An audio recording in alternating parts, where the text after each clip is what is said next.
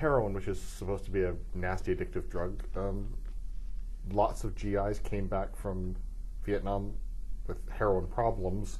Well, 20% of the American Army in Vietnam, at least 20%, met the diagnostic criteria for being heroin addicts. But then a funny thing happened. Right.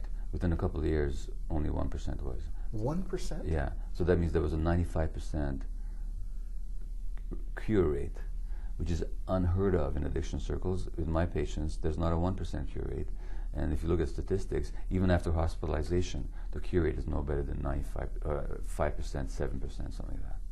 So for 95% of these people to revert to being non-addicts shows you that the power of addiction does not reside in the drug.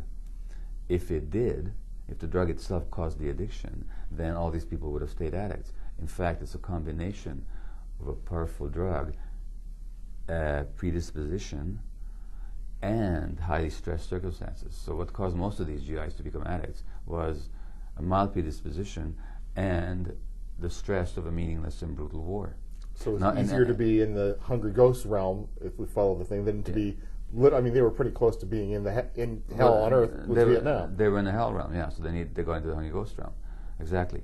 Now the 1% who stayed addicted were the ones who came from highly dysfunctional families, because, as I point out, the brain circuits of endorphin and dopamine release and satisfaction are set up early in life in interaction with the environment. So when you have harsh initial circumstances, you're much more likely to then be predisposed to become an addict. And of course, there's an amazing statistic from California. A major study there looked at 17,000 adults, middle-class adults actually, half of them college educated. And it was called the ACE study, Adverse Childhood Experience Study. And an adverse childhood experience was violence in the family, a parent who was an alcoholic or an addict, childhood abuse, sexual abuse, rancorous divorce, whatever.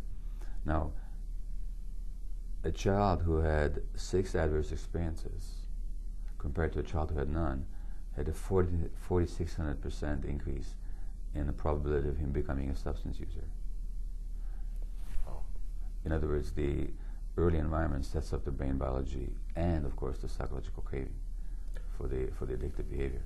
If someone made you drug czar of Canada, what would you do? It's like, here's $1 billion.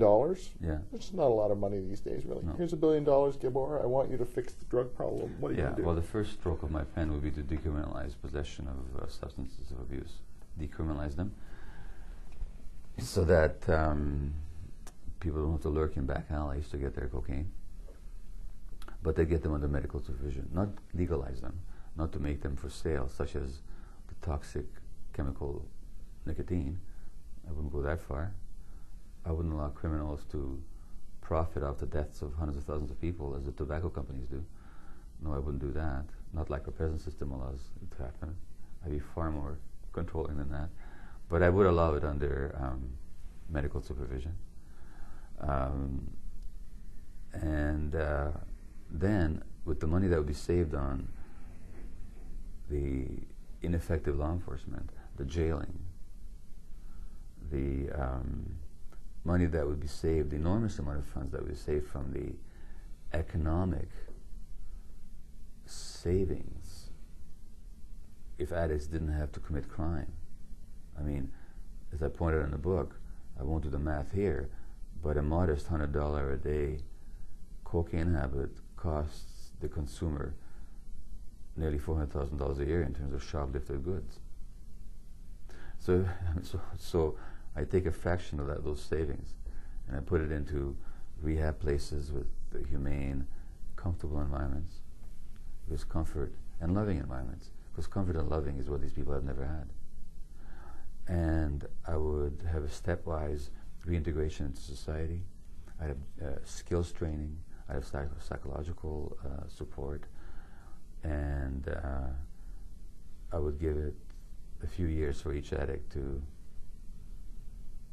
they wouldn't go into detox, get off the drug, 14 days later kick them back onto the street, no. And none of that would cost nearly as much as the whole mess is costing us now. And not only that, we could all breathe safer, and we could actually all be members of a more humane society.